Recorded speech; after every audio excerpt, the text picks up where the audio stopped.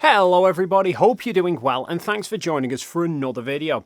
Now the other day, Artemis II's mission commander Reed Wiseman posted this amazing video which was taken during their lunar flyby, whilst they were on the far side of the moon.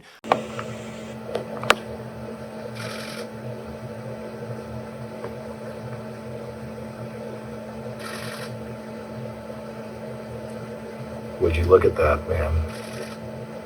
Wow, what's the shadows behind it? It's different. Wow. Along Earth.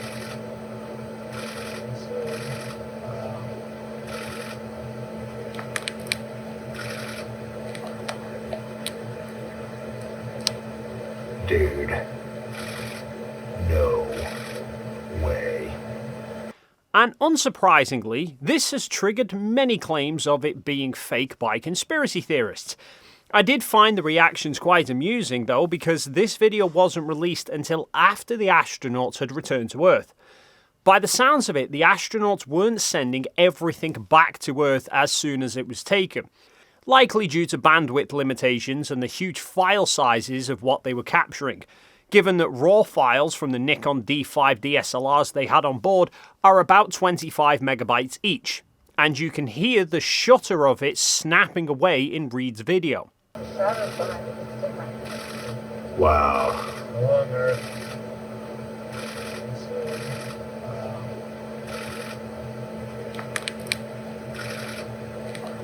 So in just those few seconds alone, they would have racked up several hundred megabytes worth of data. Add on to that all the other photos they were taking, any videos they were recording, all the live stream feed from the various cameras, radio transmissions and everything else, it all adds up. It sounds more like what they were doing was taking the files from the cameras, putting them onto laptops that they had on board the spacecraft, and then transferring just selected images back to NASA, with the rest of the images and the videos waiting until they return to Earth. At least that is the impression that I got based on one of Reed's update videos after he'd returned to Earth. I really want to go through our photos. They are starting to trickle into Building 8 here at the Johnson Space Center.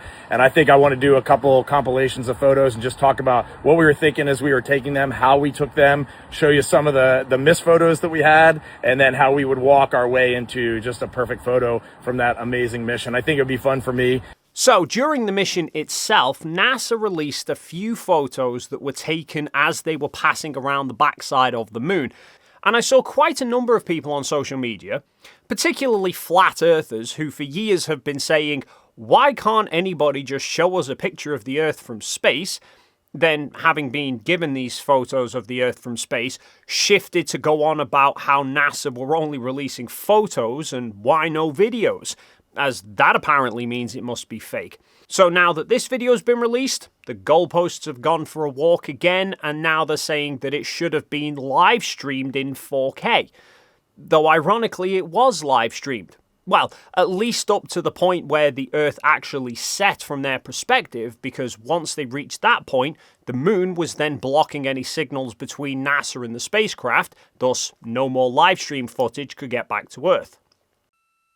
And we have confirmation of loss of signal of the Orion spacecraft as it flies behind the moon. However, most of the posts that I've seen dismissing this video from Wiseman are generally either just saying it looks fake, or they say it must be fake because the Earth's flat, but they don't provide any actual evidence to back up anything specific about the video.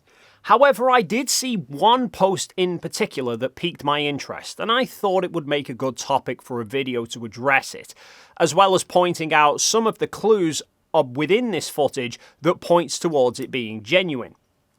So the particular post in question that I found was made in a Facebook group called the Apollo Moon Hoax, and the post says, quote, Artemis II astronaut Reed Wiseman just posted a video of the moon and the Earth from the window of the capsule.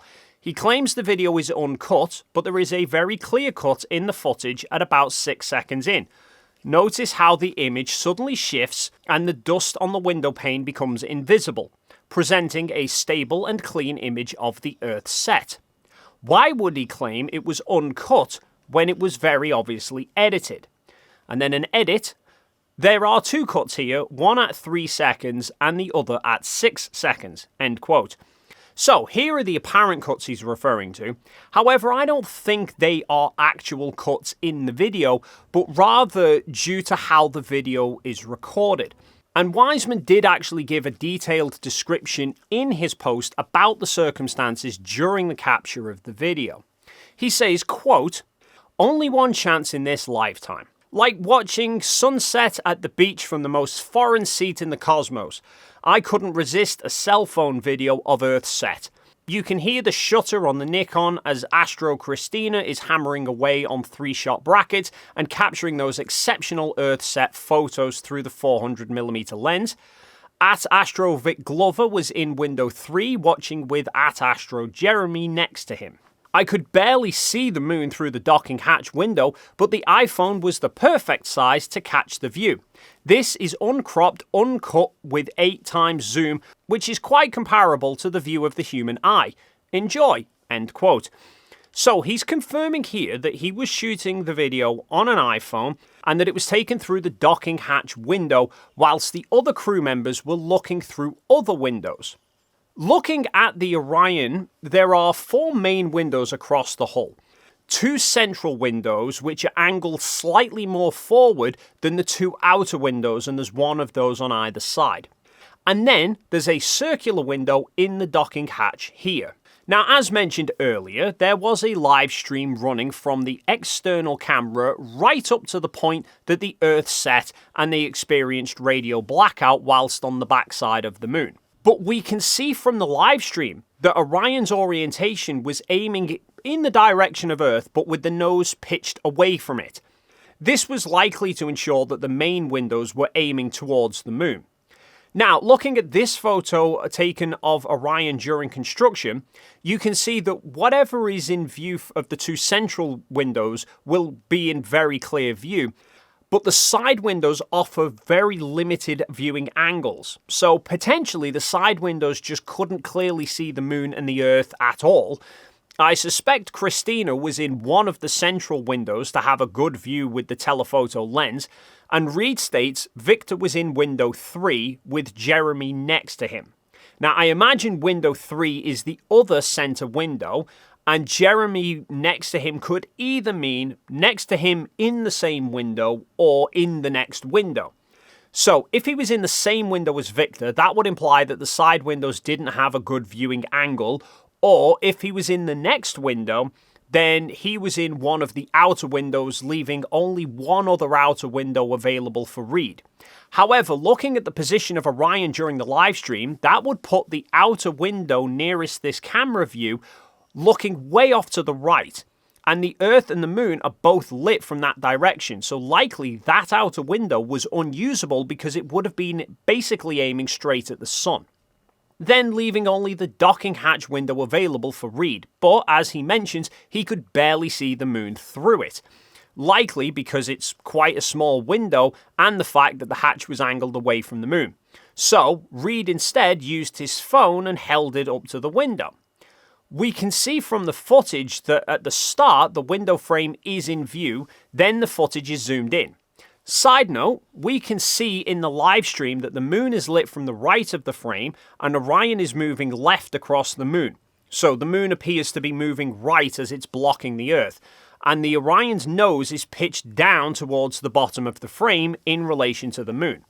Whereas in Reed's video, the Earth and the moon are lit from the left side and they appear to be moving right across the moon, with the moon seemingly moving left to block the Earth.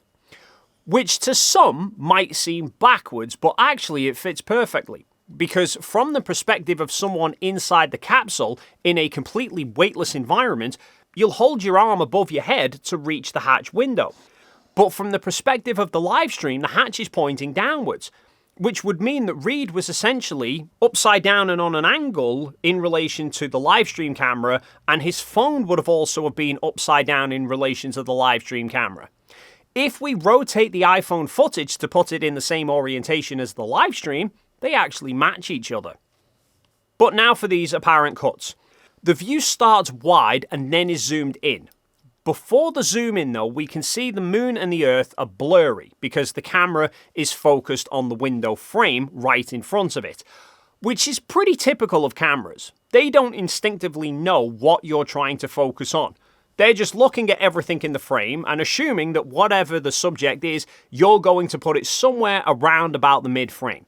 So you either have to tap on a specific area of the screen to tell the camera what you're trying to target, or the camera's just going to aim for whatever's closest to it. So currently it's locked onto the window frame. Now he starts to zoom in.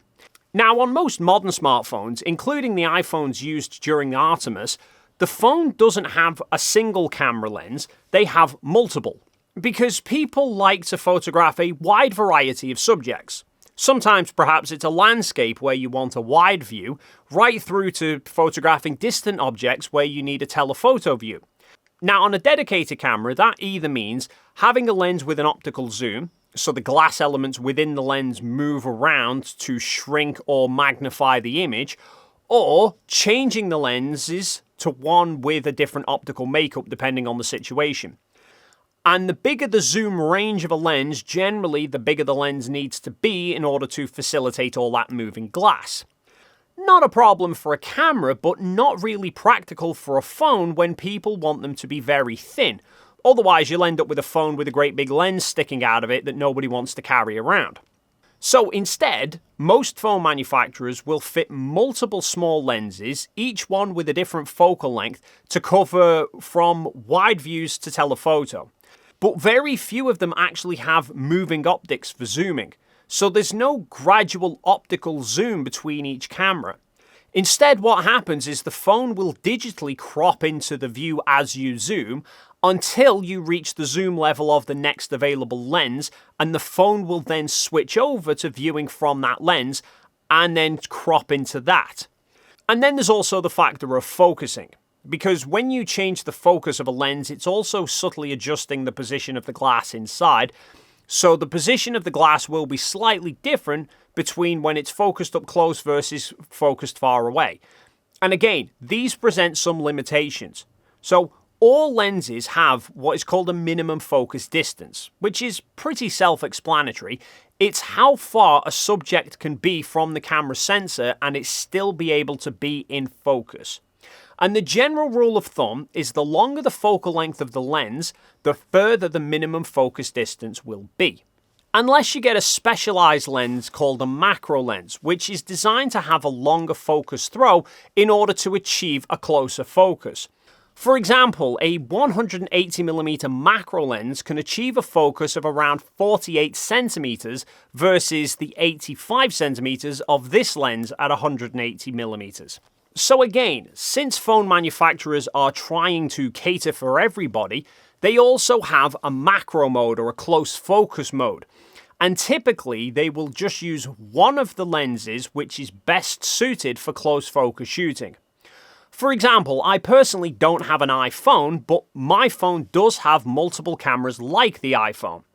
If I zoom in slowly, you can see as I cross these threshold markers, the view jumps slightly because the phone is changing to a different lens.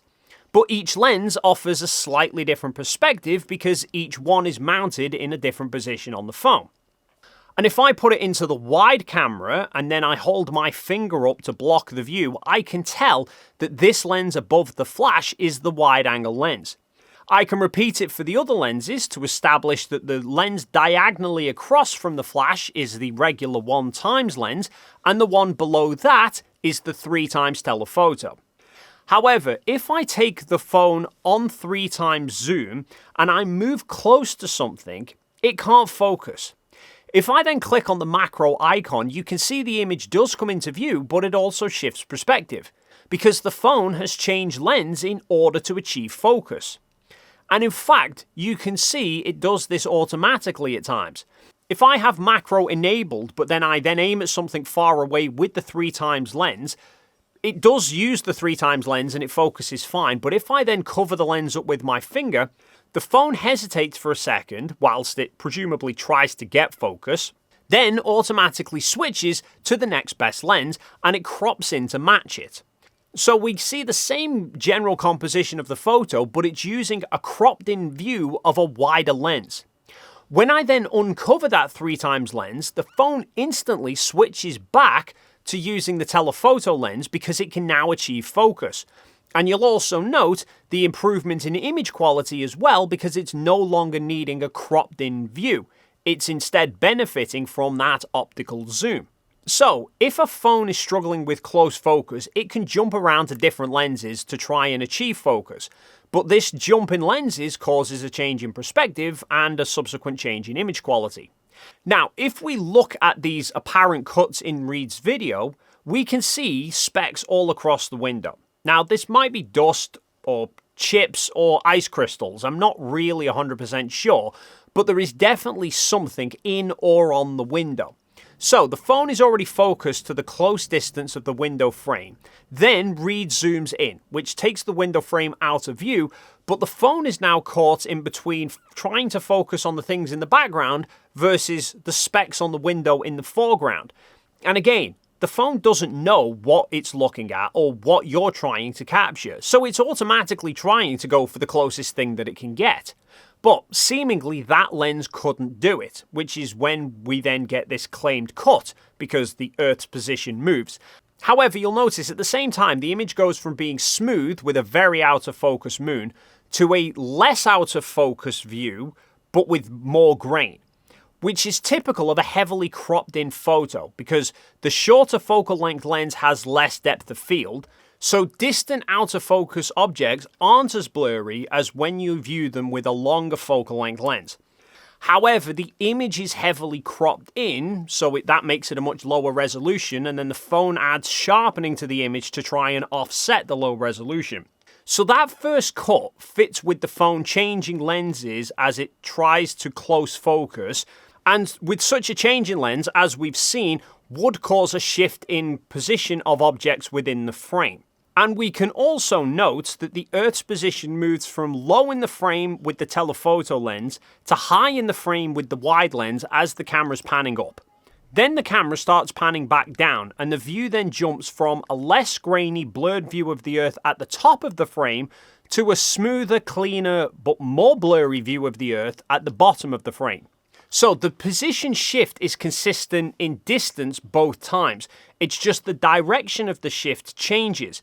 But that matches the phone switching from one lens to the next lens and then back to the first lens.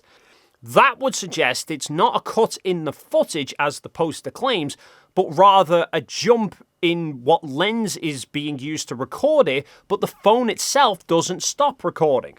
So actually, all the footage here seems to perfectly fit with it being real.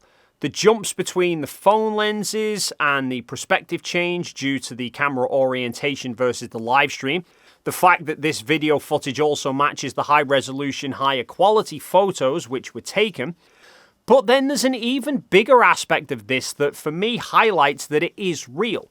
As we've covered, it matches being recorded with a phone, and I have even seen people arguing that the relatively poor quality due to it being shot with a phone versus a high-end camera is proof that it must be fake, because NASA presumably wouldn't want highly detailed, high-resolution footage because otherwise it would be obvious it was fake.